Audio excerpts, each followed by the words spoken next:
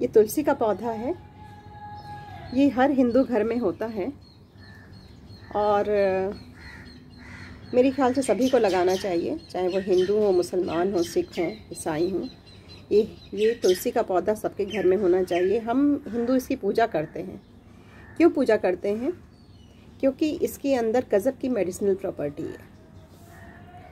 तो आज मैं फिर से कोरोना के जो बचाव के उपाय हैं उन पे मैं फिर से बात करूंगी। तो कल मैंने आपको नीम के बारे में बताया था कि नीम का जो कोपल होता है उसका एक छोटा सा भाग खा लें, हफ्ते में एक बार खा लें, और नहीं खाया जा रहा है तो शहद के साथ खा लें। आज मैं बताऊंगी कि तुलसी का जो है वो हम किस तरह से तुलसी को यूज़ कर सकते हैं बचाव के लिए, कि हमें कोरोना ना हो या हमें और भी कोई भी बीमारी ना हो। तो ये तुलसी का जो पत्ता है इसमें बहुत सारी मेडिसिनल प्रॉपर्टी है।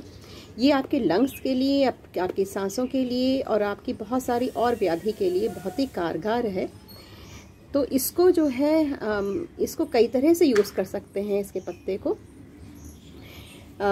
इसको आप चाय में डाल के चाय पी सकते हैं। लौंग और उसमें थोड़ी सी अदरक डालिए और थोड़ी सी काली मिर्च डालिए और करके चाय बना के आप पी सकते हैं, या ऐसे ही काढ़ा बना के पी सकते हैं। देखिए तुलसी का पौधा पत्ते, इसको आप इसका काढ़ा बनाइए। काढ़ा का मतलब है एक थोड़ा सा पानी लीजिए, उसमें तुलसी का पत्ता डालिए, अदरक डालिए, लौंग डालिए और उसमें काली मिर्च डालिए और उसको उबाल लीजिए। और उबाल करके आप जब आधा हो जाए तो उसको आधा कप ले करके उसको धीरे धीरे एकदम गरम गरम पी लीजिए। तो ये सारी चीज़ें ही बहुत ही अच्छी हैं, घरेलू उपाय हैं। सदियों से घरेलू उपाय ऐसे किए जाते हैं, लेकिन मुझे लगता है कि पिछले कुछ जो हमारा पिछले का जनरेशन है, जो हमारा युवा वर्ग है, वो सब शायद ये सब चीज़ें भूल गया था, या काफ़ी उनके काफ़ी आर्गूमेंट थे कि हम ये क्यों करें, हम वो क्यों करें, हम तो भाई पिज़्ज़ा खाएंगे, हम तो भाई रात में पार्टी करेंगे। तो इन सब चीज़ों का देखिए बहुत ही बुरा प्रभाव आ गया है, पता चल गया है। हमारी इम्यून सिस्टम ये pizza, burger, cold drink P P करके एकदम बर्बाद हो गई। तो मैं यही कहूँगी कि इस तरह की चीज़ें हमेशा आप लीजिए। जितने भी हर्ब्स हैं, मैंने बताया जितने भी हर्ब्स हैं उनके अंदर बहुत ही स्ट्रॉन्ग मेटाबोलाइट्स बनते हैं, जिनको साइंस की भाषा में हम सेकेंडरी मेटाबोलाइट्स कहते हैं। तो ये देखिए, मैं तो हमेशा ही जब भी मौका मिलता है तो मैं ये तुलसी का जो पत्ता है, ये एक पत्ता या मैं 2 पत्ते ले करके और मैं इसको मुंह में रख लेती हूँ और हल्का हल्का चबाती रहती हूँ।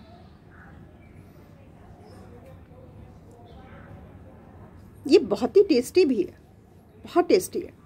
इसको धीरे धीरे खाइए, इसका रस धीरे धीरे आपके अंदर जाएगा और आपकी जो इम्यूनिटी है और जो आपकी सांस भी बहुत ही ताज़ा हो जाती हैं। इससे बहुत अच्छा फील होने लगता है।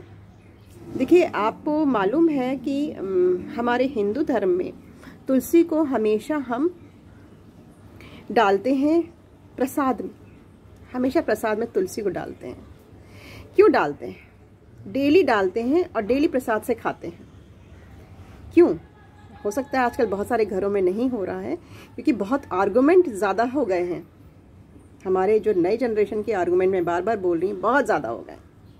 हम ऐसा क्यों करें जी, हम ऐसा क्यों करें जी, अरे ऐसे नहीं है और कोई प्रूफ नहीं है और बिना प्रूफ के हम नहीं करेंगे। तो सारी चीज़ें हो गई हैं। तो मैं यही बता रही हूँ कि हम लोग हमेशा तुलसी का पत्ता प्रसाद में डालते हैं और खा लेते हैं। क्यों खा लेते हैं? कि प्रसाद खाना ही खाना है, उसी के साथ तुलसी का पत्ता भी आ गया। ये सब प्रथा क्यों है?